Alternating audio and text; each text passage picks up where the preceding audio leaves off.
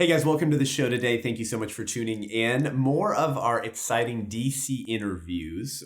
Just such a blessing to sit down with so many pro-life leaders who are contending so faithfully in this season. Entering Muriel Bowser's Washington, D.C., where she's very intent on making sure Black people can't go to dinner. It's actually true. I mean, Black people are the biggest racial class that are unvaccinated. So ironically, Democrats are keeping Black people out of restaurants. How's that for repeating history? But we're here with phenomenal pro-life leaders and got to sit down with some wonderful individuals to talk about life, this political moment that we're in, the cultural climate that we're in, and the importance to stand for life, to make your voice heard. And it's been a gift. We had the March for Life today, because I'm not sure when we'll release this, and 150,000, maybe more people marching for life. Strangely, no pro-abortion people there. So we're going to try to find some of them tomorrow and force them to defend their bigotry. But this is an exciting episode I wanted to share with you with Melissa Ohden and Jenn Milbourn of the Abortion Survivors Network. Obviously, we've had Melissa on the show multiple times, but Jenn Milbourn is also a speaker for the Abortion Survivors Network, and obviously an abortion survivor. And I've shared with you before on this show, the reason why I care so much, particularly about abortion survivors and want their voices to be platformed like crazy, is because they're the walking contradiction to the culture of death. They question the entire premises of progressivism, which is that if reproductive health care is this great thing, then that would mean that failure to procure the reproductive health care that mom was trying to procure would be tragic and sad, because that means she wasn't able to adequately procure the health care that she was trying to access. Well, failure to procure said reproductive health care has a name. It's a person. It's a human being that's born and has intrinsic dignity and value, whether they were wanted or not by their parents. And so this episode will probably tear you up. It'll probably be a tearjerker and hopefully send you out with a broken heart and boiling blood to stand for life for those who cannot speak for themselves. Buckle up, you're in for a treat. I'm Seth Gruber, and this is UnAborted.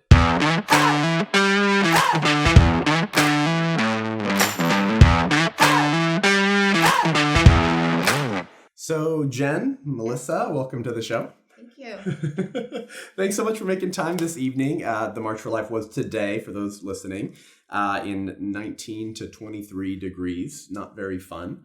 Maybe that's why the pro-aborts didn't come out. They don't have the courage of their convictions. But it's good to meet you. Yes. Melissa's only told me a little bit about you. But as you know, Melissa and I have done events together before, and I have a vested interest in using my tiny little platform to help get abortion survivors in every segment of society. Because in my opinion, that actually strikes the most fear in the heart of Chuck Schumer, Nancy Pelosi, Kamala Harris, Joe Biden, Maxine Waters, AOC. I could go on and on and on, because there's just no way to contend with you. So like you, Jenn, you don't even have to be trained in like pro-life philosophy or apologetics. Yes, all that's valuable, but like your very existence questions the entire abortion regime and the entire position it's built upon. But this is fun because I actually don't know your story very much, except that you are an abortion survivor. So for our listeners, I'm hearing this for the first time as well, but I want you to tell your story. What is your story? Obviously, how did you get to where you are now? But tell us why you are also the Bane of the pro-abortion movement. I am a Bane as well. So I survived a vacuum aspiration abortion. In the spring of 78, my biological mom actually went in for an abortion, and they were unable. Where were you living?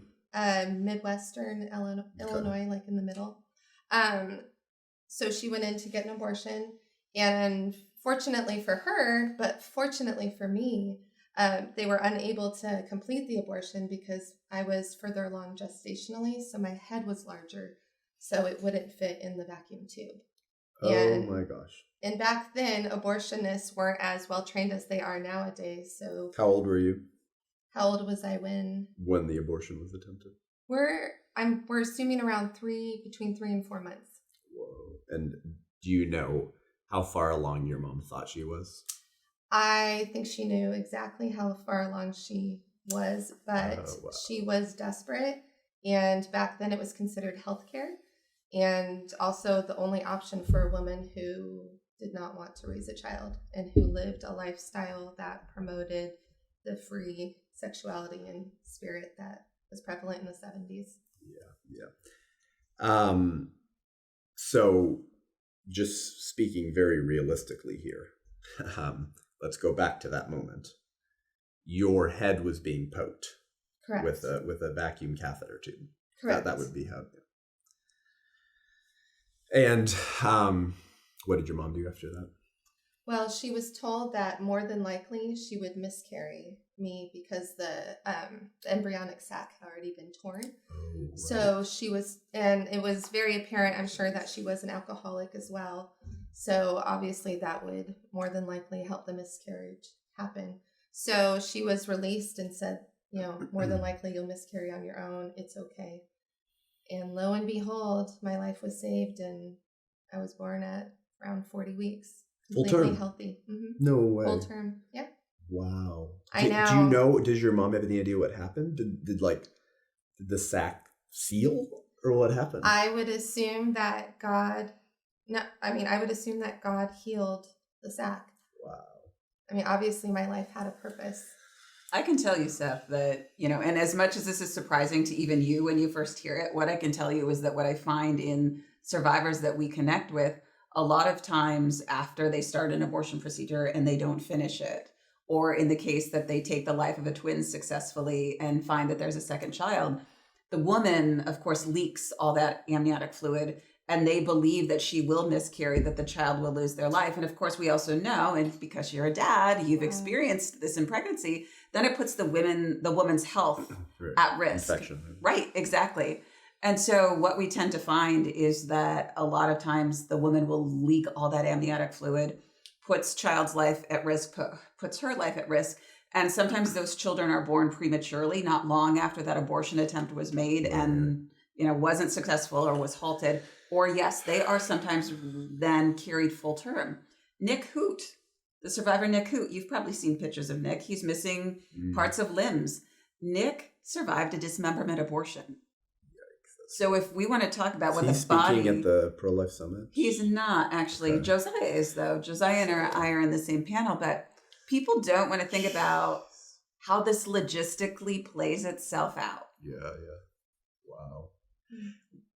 Melissa, do you have any idea about how often something like that might happen? Meaning the amniotic sac heals or seals and the pregnancy is able to continue after a failed abortion? You'd probably be one of the most authoritative sources experientially to speak to that. We've essentially seen both. So we see a lot of cases where the amniotic fluid is completely leaked out, and you'll read about it in survivors' medical records or in adoption records, or a biological mom is raising that child and will share that story. People actually read about it in my book that will be coming out in the fall about abortion survivors. One of the moms is sharing her story and was on bed rest a long time after her abortion failed because she had that change of heart and carried that child to term and is now raising that child. But we also, we do consult with pro-life OBGYNs in cases like this to say, help us piece together this puzzle.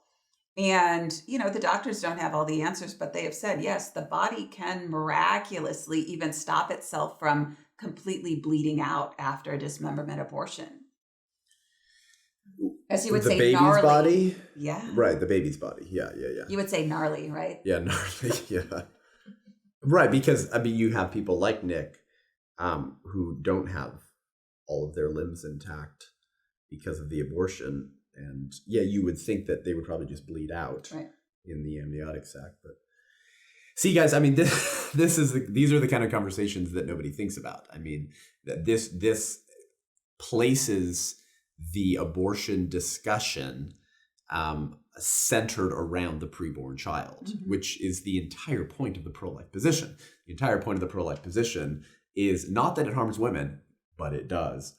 Not that mom will regret it, but she might. That's not the pro-life case. That's not the pro-life argument, which is why I had a problem today at the march when, of all the chants they chose to chant, it was women deserve better than abortion. It's like, well, babies deserve better than abortion. I actually correct people a lot. I've been correcting people more recently, saying when people say, I got an abortion, that's what post-abortive women say. I got an abortion. I understand it. It's just accepted linguistics. I understand what it means. But if you want to be technical and accurate with your language, no, the baby got an abortion. Because abortions are not performed on women, they're performed on babies. The birth canal just happens to be in the way, right? I mean, that's the reality of it. And like, you know, I could cite so many abortion leaders and supporters who admit this, like Dr. Warren Hearn, Colorado, homicidal mass murder maniac, wrote the book Abortion Practice. It's the leading textbook that trains physicians who have decided a priori to crap on the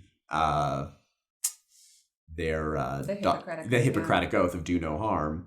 And it trains them how to perform abortions. It's a leading textbook on it. And he says in his, Dr. Warren Hearn, who wrote that textbook, said at a Planned Parenthood conference years ago, he said, "We have reached a point in this particular technology where there is no possibility of denial of an act of destruction by the operator. It is before one's eyes. The sensations of dismemberment flow through the forceps like an electric current." Faye Waddleton, she was a president of Planned Parenthood in the 70s. Faye Waddleton told Miss Magazine in an interview in the 70s, she said, "I think we have deluded ourselves into believing that people don't know that abortion is killing. So any signal that we can not call it killing is a sign of our ambivalence, a sign that we cannot say, yes, it kills a fetus." Camille Paglia, she's a pro-choice feminist, and she defends abortion through point of birth. And she wrote in an op-ed years ago, she said, "Hence, I have always frankly admitted that abortion is killing. The extermination of the powerless by the powerful. Liberals, for the most part, have shrunk from facing the ethical consequences of their embrace of abortion, which results in the annihilation of concrete individuals and not just clumps of insensate tissue." I mean, this is gnarly language, because these people have not become pro-life, guys. One more, Naomi Wolfe. Naomi Wolfe is maybe one of the most intellectually honest pro-choicers that is out there. But she's still pro-choice. She's not pro-life. And she said, let's see if I can remember it. She said that we need to contextualize the fight for abortion rights within a moral framework that admits that the death of the fetus is a real death. So everyone knows abortion is killing. That's my point. Even the people who defend it and who do it. Well, if it's her body, her choice, that means there's one body involved. Right. If there's one body involved, but they simultaneously admit that abortion is killing, then why isn't every pregnant woman dead after an abortion? Right. So we really should be saying, you paid for an abortion on your baby, not I got an abortion. I'm sorry, I got sidetracked on that. I think it's very important because these are your stories, right? Your moms didn't get an abortion. The abortion was on you, right? And praise God that it failed. Amen. Okay. And we know that. I mean, even today, as Jen and I were carrying our signs, we carried these blue signs that said, tell us. Said babies survive abortions. I'm one of them.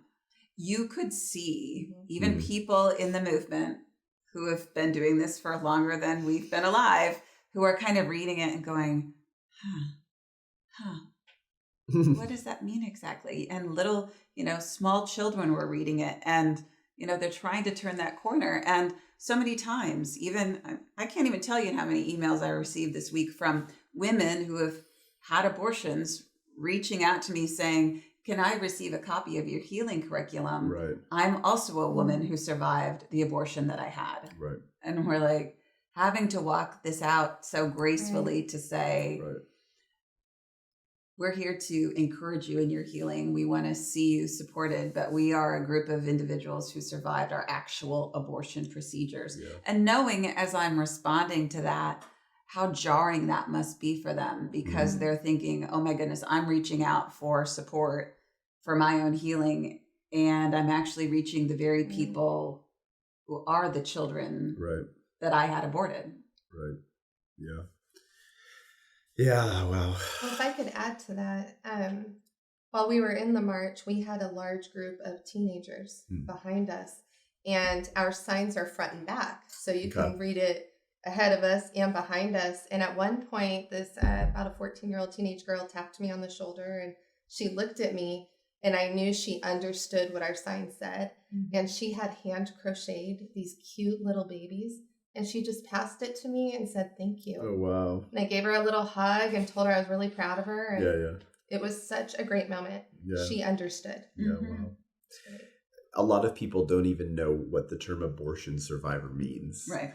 You know, because when I've used that term before, or I see other people use it online sometimes, what they're referring to is, I'm a woman who got an abortion, I'm an abortion survivor. And I'm sure you guys have encountered that way more than I have. It's like, so the only point in saying that is that it just reveals the ignorance that there is in the society, that like people don't even know what that term means. Because again, if they're only by focusing more on the woman than the baby, can you take away from that phrase the reference to the mother. Right. You're centering more on the mother. And that's really the whole point, right? Is that this, I call it soft bigotry, actually, because a lot of Christians and alleged pro-lifers, they actually say they're pro-life, but their focus is not primarily the baby. That's why their leading arguments are it harms women, that women will regret it, that they'll have psychological trauma, or that women are abortion survivors. No, they're not. Okay. Now, I have compassion for women, and I know many post-abortive women. Of course I do. And I know some of them who have said, I knew deep down. Mm-hmm. And I know some women who say, I believed the lie, and I was 5 weeks along, and I didn't know. Right. So, there's grace and compassion, and, we're Christians after all. But at the end of the day, ignorance is not an excuse for evil. And you did pay someone to kill your baby. And that's the whole pro-life argument, is that regardless of the context mom is in, the baby has a natural claim to life in virtue of being a human being. So when did you learn that someone attempted to murder you? I was 19 years old. I was on break from college shopping with my adoptive mom. Okay. And so your birth mother did not raise you. No, so her tell sister. us that story. So her sister adopted me. Wow. And I grew up knowing I was adopted. Okay. But when you're young, you don't really sit and contemplate, I wonder why she gave me up. She was kind of the fun aunt, would buy me lots of candy. So you grew up with your birth mother? She was in the picture? I grew up with her visiting. Okay. She was a free spirit, living in her van, driving around, doing her thing. I grew up, thankfully, in a stable home. Okay. So she was a part of my life, but I think as a young person, I knew something was off there, and I never allowed her to get too close emotionally to me, and I'm thankful that I didn't. So I was out shopping. Your aunt is your adopted mother. Correct. But she knew the whole time. Is that right? Correct. Okay. Well, and I think this is at a point you have to share, because wait until you hear how her adoptive mom is connected from the very beginning. So there's a lot to our story. Seth knows this. They're never little stories. So many details. Yeah. So initially, when my biological mom went to go get the abortion, she went to her sister's house and asked her to drive her there. Oh my gosh. So my adoptive mom was in the waiting room while my biological mom was getting the abortion. And actually, my adoptive dad told me that my adoptive mom had begged her to let them raise the baby. Say that again. And not have the abortion. And not have your the abortion. Adoptive father. My adoptive father. Who was already married to your aunt. Correct. So your uncle. Yes. By marriage. By marriage, yes. So, and this was later on, of course. He ended up telling me that he knew she had begged my biological mom to keep the baby. That your aunt did. Yes. But she was still in the waiting room. Correct. When they were trying to shove a vacuum into your skull. So my biological mom had told her no, because she walked into that room to have the abortion. Jeez Louise.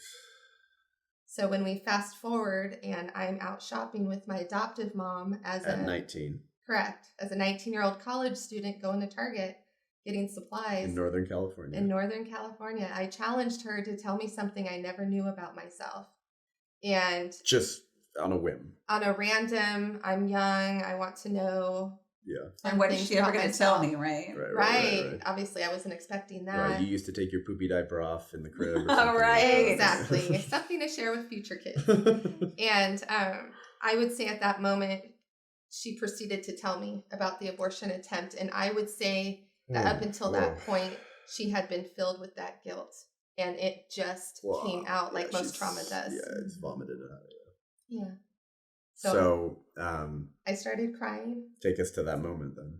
Well, she told me that. And as a 19-year-old who was unequipped for dealing with that, and at that point, I didn't even know the Lord, I began to cry, looked out the truck window. She told me to stop because obviously she saw the damage that had been inadvertently done. And she told you to stop crying. Stop crying. Be thankful I was alive. No, that's not helpful. Which sounds terrible, but she was trying to make it right as best she could. And I was a good girl, and I stopped crying. And I built a wall, and I didn't deal with it for 10 years. Whoa. 10 years. I forgot about it. I was so traumatized at that moment, filled with so much guilt and shame, I couldn't even process it, that I buried it because I didn't want to deal with it. During which time you became a mother, it sounds like. Mm-hmm. At some point during those 10 years that you buried it. I did. Yeah. 3 times. Wow. 3 kids. 3 kids. Okay. 3 kids. Yeah, wonderful. Yeah. Melissa's talked about this before, about the response of, and I'm not saying your aunt is a crazy pro-abortion kook, but I'm saying many crazy pro-abortion kooks, their response to abortion survivors when they tell their stories, if it's Melissa on Capitol Hill, or something like that, is like, well, you should be lucky to be alive. Can you talk to that and maybe kind of the response of the culture of death when abortion survivors get honest? Right. And finally, because it's hard to tell your story, mm-hmm. right? Especially if you're doing it in the face of the angel of death. Mm-hmm. If you're doing it in the face of, because like me, I'm celebrating you. Right? Like everyone in this room is glad you're alive, right. But like into the face of someone who's, whose high sacrament is abortion and who hates you because they don't know what to say to you. Right. So then they just heap on anger and hatred. Yeah. I think less because they love abortion so much and more because they don't know what to do with mm-hmm. you. Right. They don't know where to put you in their fantasy political philosophy that's built on the mutilated bodies of aborted children, because abortion is their sacrament, right? Because abortion says you must die so I can live, but Christ says, no, I must die so you can live. So maybe, Melissa, talk about, because I think this is important for people to hear, because the church and even the pro-life movement does not know the reality of abortion survivors. Right. Anything. They're basically ignorant about it, right? Now, Melissa and I got to do an event together at a church in just outside of Kansas City last year, which was super fun. And so that church got exposed to it, and that pastor is a warrior and a friend of mine. But most churches aren't going to do that. They don't even know about abortion survivors, right? Much less kind of what that's like. Because we all want to talk about child abuse, right? And this is very interesting. We all acknowledge that trauma inflicted on children at early stages of life cause damage later, even if they can't remember the events themselves. Right. We all acknowledge that as a society. Left, right, it doesn't matter. Like, we all acknowledge that even if you were raped and molested or physically beaten up or just yelled, screamed at, and treated like trash as an 8-month-old, 9-month-old, 1-year-old, and you don't remember it, it F's you up. It screws you up. Unless you're in the womb. Right. Unless you're in the womb, and then the culture of death, you should be happy to be alive. Right. Like, can you imagine, like, one of the bipartisan things we can agree on, and probably there's very few things that we can share outrage on in a bipartisan manner in this country, meaning crazy leftist Democrats and conservatives. But one of those would be if a dad was screaming at his 9-year-old who is visibly traumatized and reliving the rape that he experienced at 3 years old and that he's remembering, or whatever it is, or if a kid was visibly reliving trauma, bipartisan, we would agree how evil, disgusting it is for a parent to start blaming the kid. Mm-hmm. You should be happy to be alive, you little piece of. Right. But that's how they treat you, who have to live with the trauma of child abuse, because abortion is the greatest form of child abuse. Mm-hmm. It's child abuse that ends in child murder. But in your cases, you survived that abuse. So maybe talk to that, Melissa, about the response of the culture of death to abortion survivors. Well, and I think the easiest way for me to bring this out is through a conversation I had just a couple of weeks ago with a 10-year-old abortion survivor. Whoa. So I protect our survivors very much and their 10 years anonymity. old, huh? And I can tell you that we've worked with this family for a period of time because this little girl had a lot of questions about her family background. And they've done a wonderful job of knowing that it was time to share age-appropriate information. Okay. And so they have been working in their family preparing for it. And then they told her story. And like Jen, and like when I found out my story, this little girl fell apart. Were you with her, or they were just telling you what happened? They told her story. I wasn't there when they told her, but after Wow. they told her story, she asked to meet me.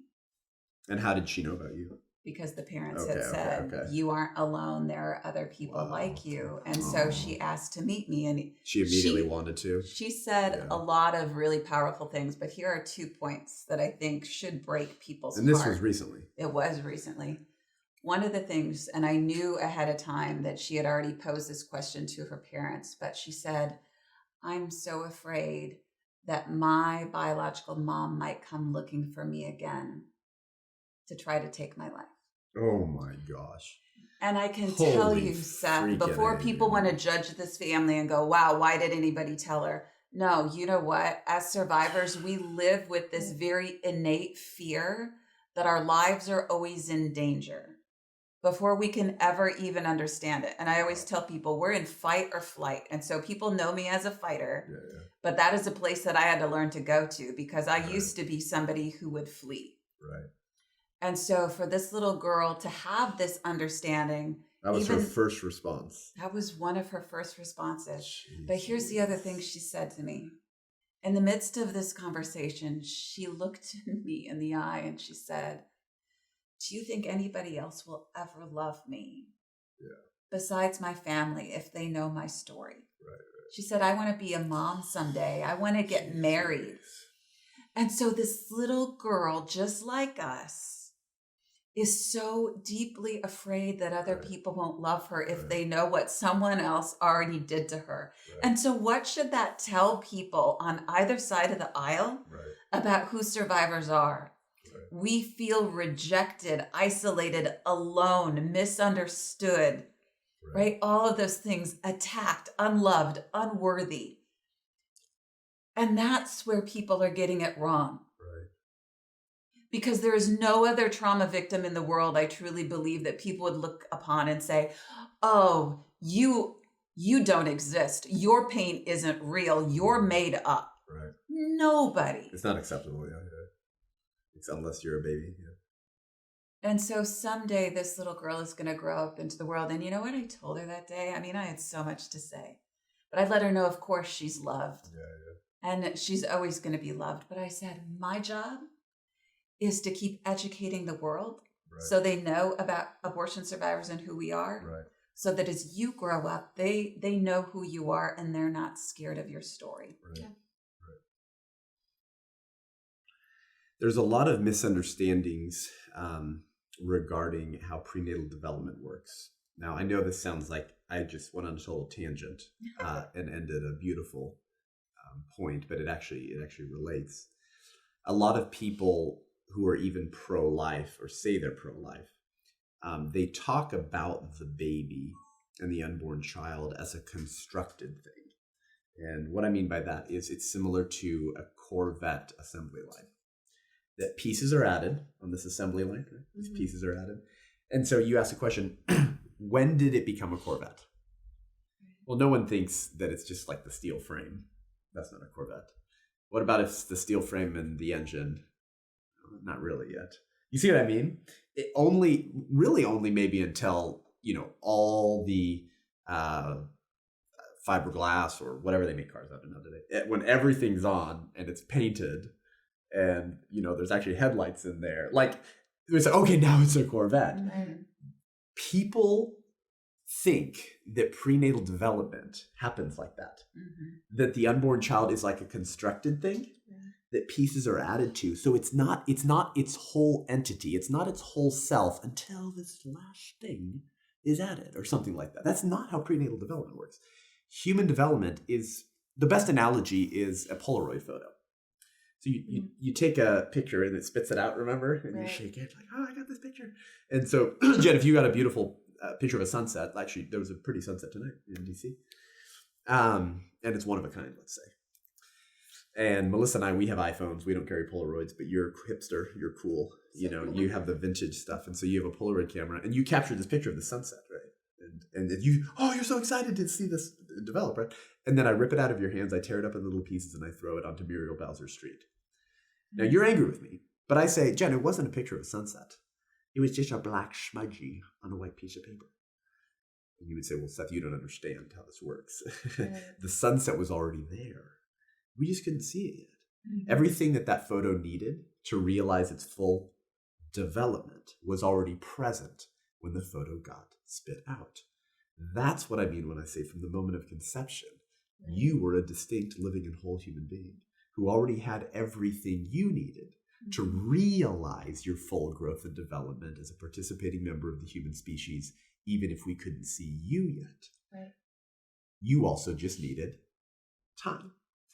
The reason why I explained the confusion regarding how human development works between a constructed thing and a developed thing that intrinsically directs its own development is if the unborn were merely a constructed thing, then any harm done to it during the construction stage would not affect the future them. But because they're a developing human being, fully and wholly human at conception, not a potential human being, a human being with great potential, then harm done to that human being at any stage of their humanity can or will inevitably impact them later, because we are embodied, ensouled human beings. Human life doesn't begin at the second trimester, or whatever stupid trimester framework Planned Parenthood v. Casey came up with in 1990. Right? You're a human being the whole time. By the way, the trimester framework was just pulled out of thin air. It was just pulled out of the butts of lawyers. It was the legal framework they created. Because it's the same human being the whole time. Right. That's my point. And so, of course, we acknowledge harm done to infants because we realize that they will be the same human being at all stages that they're alive. So any harm done to you can or will impact you later. Oh, unless you're a fetus. Unless you're in the womb. So like I like to ask, well, what happened during that 6-inch journey through the birth canal? Like, did the fetus fairy fly up?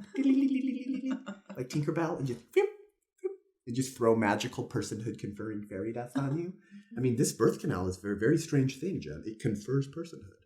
Of course, this is asininity, and it makes no sense at all, because deep down we all know our lives didn't begin when our last toe slipped out of the birth canal. Our lives began when every human being lives begin, the moment of conception. So I thought it was important to build that out for people because that should be self-evident, but it's not. And so, of course, you were you when you were still in the womb. Yep. Anyways.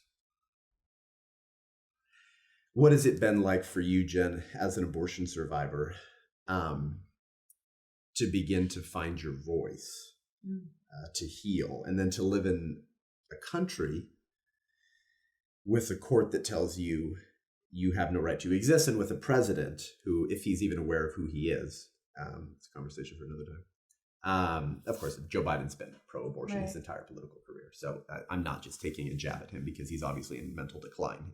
He's always been radically pro-abortion. To live in a country with a president who tells you, and a vice president, good Lord, is that woman the devil, that not only do you have no right to be alive, but you should be dead. But maybe take us back to 10 years after 19 years old. That's a long time to not tell and to bury that. Yeah. And I, at that point, I began to realize I was married. I had been married for 7 years at that point and had 3 babies, very close to each other. And I realized I wasn't being the wife and the mom Did that your I husband know? wanted to be. I believe it came out when we were having one of those get to know you husband and wife early conversations, being married the first 5 years. But I didn't give very many details and just kind of left it out there. And he was gracious enough to just let it sit there because it was not the time yet. Obviously, I wasn't healed. I was actually at a women's prayer meeting, and women were sharing their hearts on things they had gone through. And I had already been kind of wrestling with that trauma, not even knowing to even call it the word trauma at that point. And my pastor had gotten up and shared how she had been adopted, which I had been also. And so I could relate with that. And I will say, when you are almost aborted and adopted, that's still 2 rejections there. Yeah, it is. Even though I went into a kind, loving family, there was still a rejection that I faced growing up, that I was made fun of. The primal wound. Correct. So I thought, well, that was something that hurt me. I will share as well to this group of lovely women. Wow. And so I shared the adoption portion of it, and then it just spilled out of me that I had almost been aborted. And the entire room So is that your first public? Yes. So how did they respond? Well, the room went quiet, and I was completely horrified that came out, because I meant to hide it, probably, I guess, for the rest of my life. And my pastor came right over and just grabbed me in a hug, and I knew the room was full of non-judgmental women, and they. Well, what's there? What what's do there you to say judge? that? You didn't do anything. No, and I was a pretty new Christian at the time too, and so that kind of began my journey. I realized, I have a problem. There's something here that needs to be fixed, and of course, I relied on the Lord and through prayer, and I began to open up to my husband a little bit here and there. But it never occurred to me to go online and type in "surviving an abortion." So how did that happen? Well, actually, I still never looked for anyone else, because I was so convinced it was just me. There was so much guilt and shame there. Right. And because that's what most abortion survivors feel. Absolutely. We're like, oh my gosh, I have to be the only person in the whole world that this happened to. Right. Because it's never covered by any mainstream media source. It's never talked about. And because all abortion survivors are silent for so long, then everyone feels well, it's such a shameful rejection. It's embarrassing. You don't want your friends and people to know that about you, because then they might reject you also, because you were initially rejected. Melissa, talk a little bit about how what she just said and that experience actually mirrors the experience of lots of victims. Oh, absolutely. I'm not talking other abortion survivors, right? Just other victims of injustice, of violence, of abuse. Because if I'm correct here, because I'm ignorant about a lot of this, that experience is almost word for word the experience of people who suffer all forms of trauma. But the common denominator is the same. They're not to blame. Right, exactly. We do have so much in common with victims of every kind of abuse and trauma you can imagine. I was actually just having that conversation with someone after the march today. And it is this kind of internalized shame that any victim of any kind of abuse or trauma carries with them of, there was something so wrong with me that someone took advantage of me, broke me, attacked me, right? All of those things. And I can never tell anybody about it because A, there was something wrong with me that made me a victim in the first place. And then B, I will be further victimized or people won't love me. And I already struggle with self-esteem and self-worth. And so I can't handle any more rejection. I can't put myself out there. The world is not safe for me. I'm not safe for myself. I could walk this out a million times over. And what people probably don't know about me, but you know a little bit about my background. You know what? I'm a master's level clinical social worker. I worked in the fields of sexual assault and domestic violence counseling. I worked with children who had been abused. I worked in drug and alcohol treatment and mental health. Yeah. I saw myself so many times in the lives of the other people that I was serving. Yeah. But isn't that so much what that victimization does, is it makes us feel so isolated and alone in our experience. Yeah. Right. And so even though it's uncomfortable, and we talk about this a lot in our survivor community, even though we know that it would bring us some amount of freedom, knowing that there were the people like us, you get so entrapped by that shame. Right. As uncomfortable as it is, you get used to it and you sit in that space. And so we hear that so often. I think I've heard you use the term before, I dissociated that day from that experience. And I hear that. And again, we know that through victims of other abuse and trauma, you disassociate yourself from that part of your life because it gets easier to manage. Like, I think you've said it, and I've heard other people say it. I had to be able to be a wife and a mother. Right. I had to hold down a job. Right. So I had to place that part of my life that is the core of my very existence for survivors. Right. Our rejection, the attacks on our lives are the very core of our existence. Yet we place it on a shelf so we can function. Yeah. And that's what actually all human beings have a tendency to do. Oh, yes, absolutely. With any type of trauma or places we just don't want to go because the experience is too much to have that wash over you.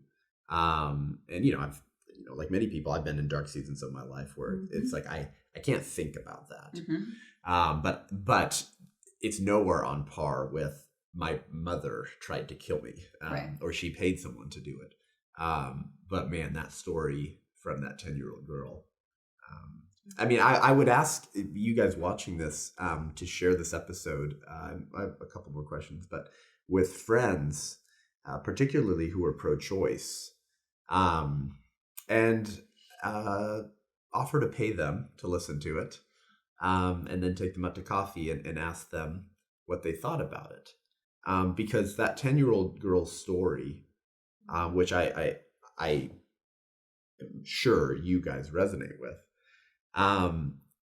tells you everything you need to know about the abortion debate, which is that child in the womb is the same human being now, or else the harm done to her at the prenatal stage would have no relevance to who she is today. So this is and again, I'm just going back to my constructed versus developed thing, but that's why when pro-choicers say it's not a person yet because it's not self-aware, it's not conscious, it doesn't have certain attributes or functions that I say are necessary to meet my litmus test of personhood. And if you don't have those functions or cognitive abilities or accidental properties, you're not a person.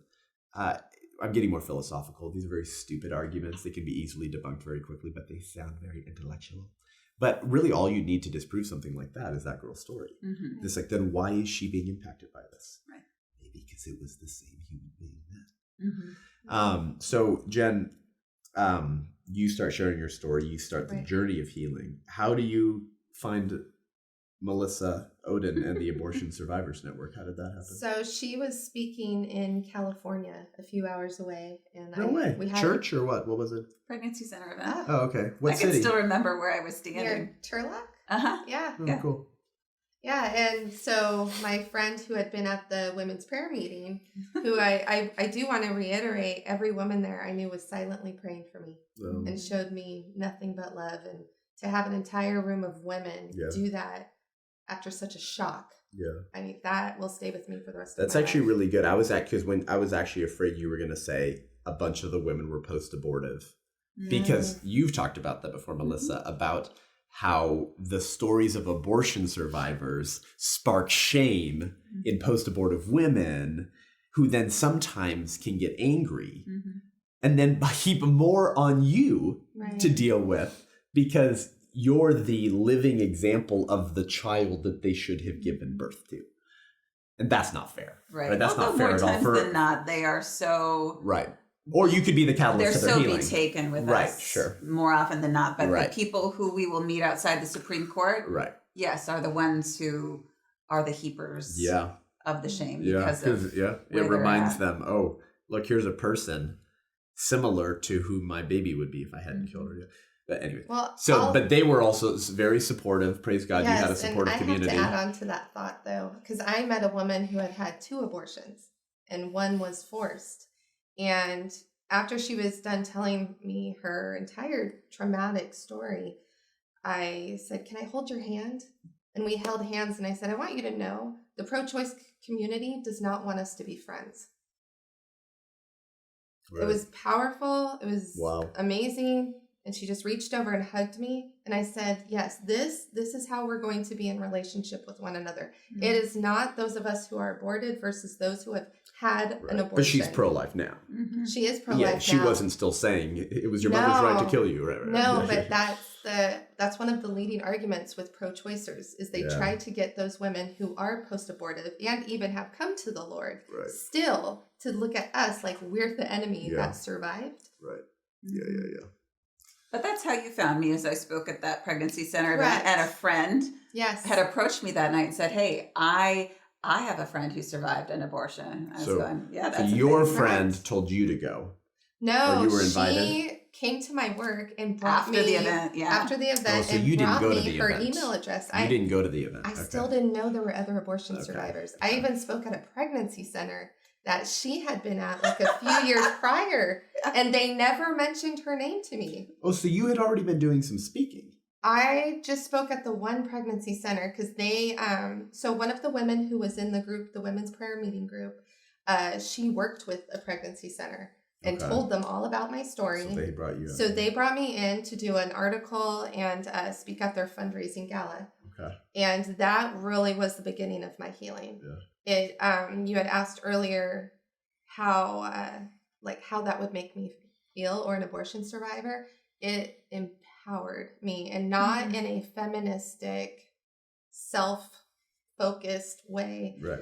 It empowered my voice, like, wow, I could help others and I can heal. Mm-hmm. I don't have to stay broken. I don't have to stay traumatized by this. Right. And literally, I spoke that one time, and a few years went by. And that's when my friend showed up at my work, gave me her email address, and said, "There's another survivor." Right. And she called her an abortion survivor. And I didn't even know that was a term. Oh, really? No, I don't know the lingo. Right. And I said, "What's an abortion survivor?" And she said, "You're one." And I said, "What?" And she said, "You need to email her." And I gave her your email also. And I said, "Why?" And I think it was a few weeks. Mm-hmm. I did not respond. I didn't send anything her way right away. Because, that's so weird and awkward. The entire subject of abortion is awkward, especially when you bring us into it. Yeah, sure. And I think I sent her a very small, awkward email back. But the real Melissa Ohden, she exists, emailed me back and told me more things about myself that I could even possibly know. She knew because she was one. Yeah, of course. Yeah. And the rest is history. And here we are. Yeah, you can only take people where you've already been. Right. Yeah. So, right. Yeah. Is this your first time to the March for Life? Yes. This was my first one. Yeah. Wonderful. Did you get to do some speaking? No. Well, yes. Oh, yes. Because I thought I saw something on social media. Anglicans for Life. Yeah, yes. That's tomorrow. I do. Okay, you do tomorrow. I'm excited. Okay, excellent. Yeah, so for people listening to this, I don't know when we'll release this, but today is January 21st, the 49th Annual March for Life. Tomorrow, then, is the 49th anniversary of Roe versus Wade. January 22nd. Our death sentence. 1973, that's right. And then 91 or 90, it might have been 91 the year I was born, Planned Parenthood v. Casey, which reaffirmed the ruling of Roe. And created the trimester framework, and also created the undue burden standard. And the undue burden standard is more mealy-mouthed, subjective terms, which mean virtually nothing, but basically, states can pass pro-life legislation against abortion as long as it doesn't cause an undue burden to the woman. The preborn woman? No, just the mother. And the Planned Parenthood v. Casey is Anthony Kennedy's mystery passage, and if you haven't read it, Anthony Kennedy, he said something like this: "At the heart of liberty is our right to define the mystery of human life, or of existence and the mystery of human life." And you should be thinking, right, exactly. You want to talk about the conclusion of postmodernism and the sexual revolution. It is that phrase right there. Phenomenal natural law thinkers like Robert P. George and others always kind of joke about that phrase, because it's just like, what? At the heart of liberty is your right to define reality and the human existence and the mystery of human life, which I always made me want to ask, Was there any reality attached to Anthony Kennedy? Such that I should respect the conclusions he reached about the mystery of human life? Because if it's all mysterious, and at the heart of liberty is our right to define that mystery, what if my reality and the definition of my understanding of the mystery of human life is the opposite of your definition of the mystery and understanding of human life, Anthony Kennedy? And I mean, so this was like, it was the ultimate hilarious, but like, mealy-mouthed, could be perceived as confusing phrase that just epitomizes relativism, which is that there is no objective truth. There is no truth or an objective moral standard that we're all beholden to. We can just define reality. And that's essentially what he said. We can define reality. And the only reason I say that is to make this point. Abortion is the single biggest piece of rotten fruit from the sexual revolution, from the postmodernist movement. Because if you can murder an innocent human being and define them out of existence by labeling them a non-person, Right. There's nothing else you can't do. We're through the looking glass now, folks. Welcome to Alice in Wonderland. Welcome to La La Land, where you can just do whatever you want. Now, of course, pro-choicers will never allow their litmus test for personhood to be arranged in such a way that their personhood rights are removed or compromised. Right. So the unborn becomes a very convenient victim, don't they? Their screams are silent. And that's why we're inconvenient. That's right. Because your screams are silent. Someone said the other day, this floored me. I don't remember where I saw it, but the Canaanites and the Israelites participated in child sacrifice. Molech. This is bronze god or deity. It's just Satan, right? And a big furnace underneath his hands, and they would cook their babies on his hands. And the belief was, like all people who participate in human sacrifice, the belief was they would receive a blessing in return from that deity. Well, the Canaanites would beat these drums to drown out the screams of the children so that they couldn't hear them. And someone said the other day in relation to that, they said, we still can't hear them. We still can't hear them. And in wombs with silent screams. So they become a very convenient victim. Grateful for your voice and your story. I pray you get more speaking opportunities than you know what to do with. For you guys listening to the show, there were no pro-abortion kooky crazies at the March for Life today. Very strange. I've never seen that before. I went to the Supreme Court steps early, where they always are, and they were nowhere. But word is that they will be at the Supreme Court steps tomorrow, the anniversary of Roe v. Wade at 11:30 a.m. Word has it on the streets. So we're going to go over there before I fly out of Reagan and try to poke and prod them and get some good content to make a public spectacle of them. Seth, that's not very nice. I thought you were a Christian. No, that's called fighting. That's called contending against evil. And if I can use someone, I don't cuss and I don't verbally attack you, but you know what I mean. If I can contend with you and expose your bigotry so that others can see it, I'll do that. I only say that to say this. If you want to come along, one or both of you are welcomed. No expectations. But one day, I know Melissa and I will do that. And we'll really take some pro-aborts to school. To the school of we might life, have some to ideas. The school of natural law. We have some ideas. Oh, I'm sure there's a lot we'll do together in the future. Well, we have pregnancy center directors that listen to this show. And so if you're watching and you're involved in the pregnancy center movement, you obviously already know who Melissa Ohden is. You probably have had her at your banquet. Some of you have had me or haven't, but book Jenn Milbourn. Are you with Ambassador Speakers Bureau? I am. You are now. Wonderful. So just putting that out there for you guys. As we close out the show here, Jenn, I would love to ask you this because Melissa's spoken to this a lot before. So I want to give you the chance. What would you say, not to pro-aborts, not to the culture of death, to pastors and Christians who worship an unborn child, God himself, who enters human history in a uterus? I mean, that's what we just celebrated last month, the incarnation. That's what it's always been hard for me with the silence of pastors. Like, dude, you worship an unborn child. God becomes a fetus. how is the church not the most vocal pro-life institution in the freaking world? Right. But just take as much time as you'd like, but what are your thoughts and what would you say to pastors, to the church, Protestant and Catholic, who are virtually silent on this issue? And then what's that like for you?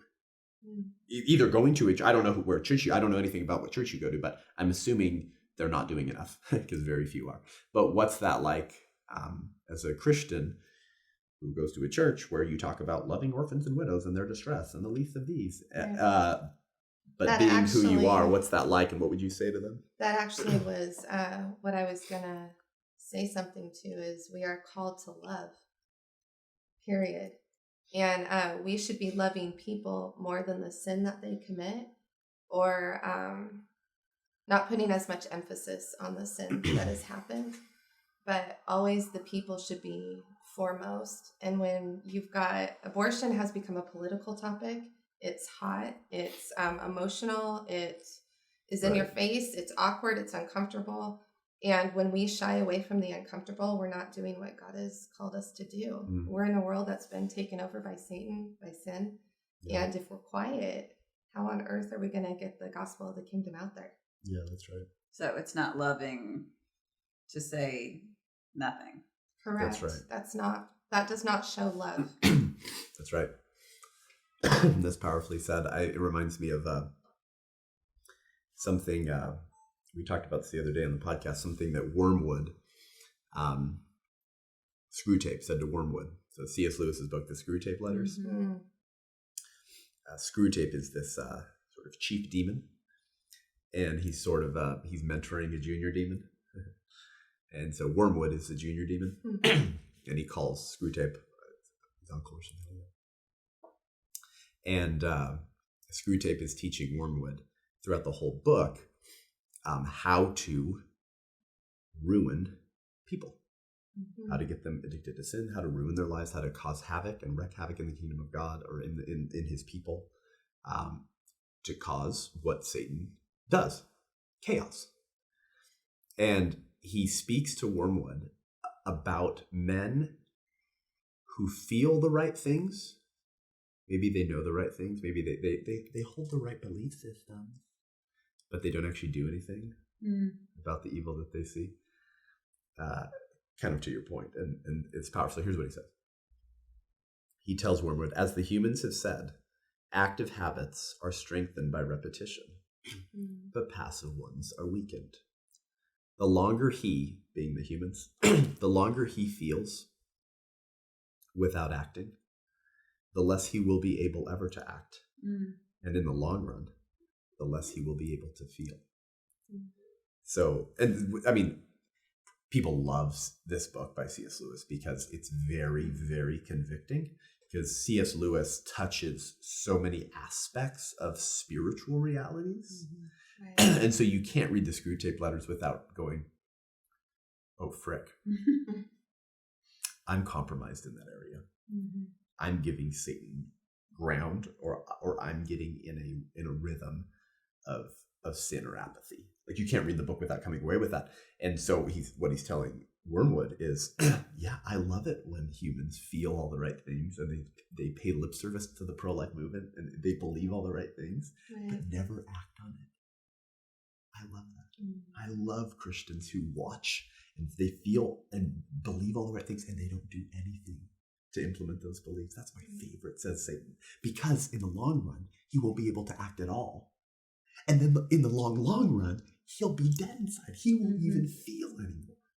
And so as I try to tell churches, when I try to get them to understand that they have to do something about abortion, my point is that the longer that you don't, the more dead you become. Apathetic. So just like physical atrophy occurs through not using your muscles, moral and spiritual atrophy occurs through not using your voice.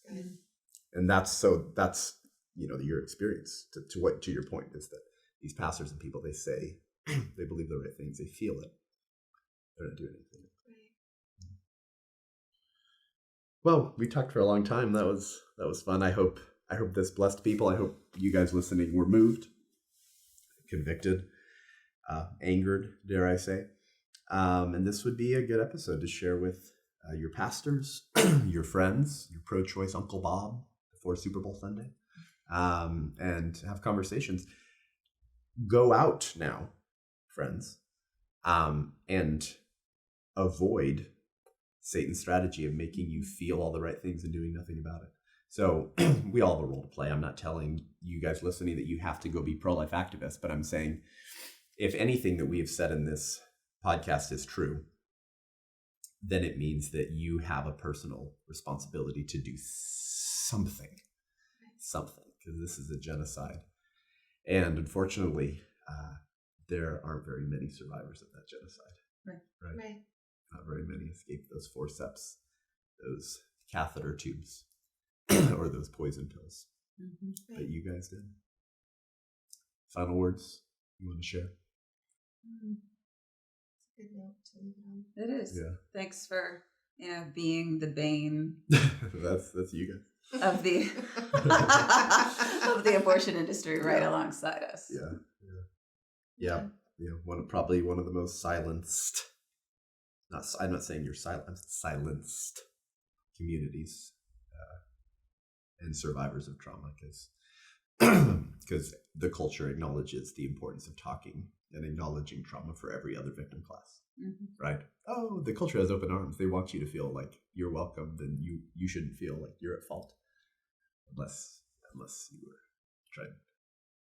they tried to kill you in the womb.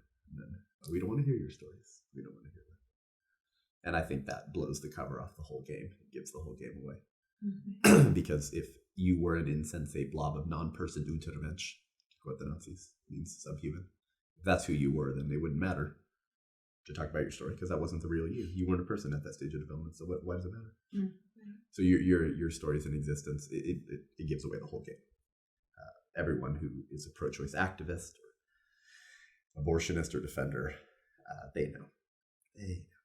We all know we're killing babies.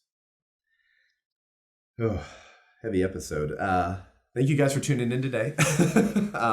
Head on over to iTunes, Spotify, YouTube. Give the show a rating and review. We really appreciate it. I'm a small, humble pro-life podcast, but with God's grace, it's been growing and we're reaching more people. And I get your messages that you're involved in sidewalk counseling. You're at a pro-life pregnancy center now because of the podcast and the truth. So thank you guys.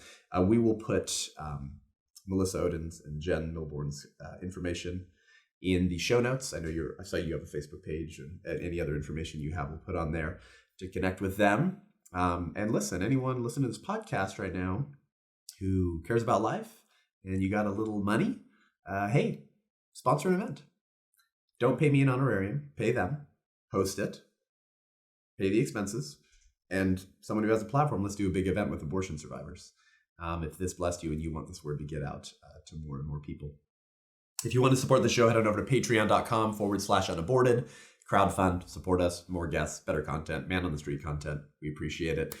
If you want to connect with me online, head on over to sethgruber.com, SETHGRUB as in baby boy, ER.com to sign up for my newsletter, see my speaking schedule, or to book me for an event with 2022, which is filling up quickly. Thank you guys for tuning in. I'm sure this episode blessed you. We'll see you next week. I'm Seth Gruber, and this is UnAborted.